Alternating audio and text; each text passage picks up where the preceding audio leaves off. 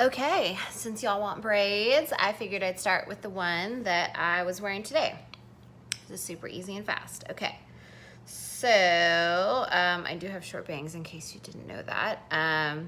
But if you don't, this works too. You want to take a deep side part, start with a section like this. I'm doing like an inside out French braid, which can also be called a Dutch braid, inside out cornrow, whatever. Okay, so I'm gonna start with the piece in the front, and you wanna go under the middle piece instead of over. That's really the only difference between this and a regular French braid. And so then every time you go under that middle section after establishing like your first, you know, under with all three pieces. I don't know if you can see anything I'm doing, but you just keep taking more hair from each side piece and putting it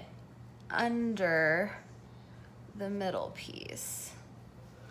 And you know, because of my short bangs, it's a little bit challenging, but it still works. It can be done. And you can do this style braid anywhere on your head, anytime you want this little inside out look. But because my bangs are really bugging me today between the heat and they need to be cut. Okay, so I'm pretty much done.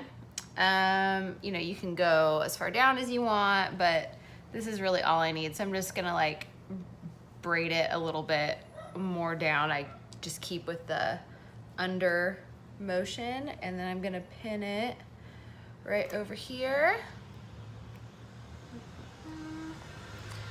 And so, I mean, you can pull it apart if you want more of that like Dutch braid look, or you can just leave it. You can really do whatever you want. So yeah, that's it. This is a little bit fuller and fluffier than my original one. I think I like it better. So that's that.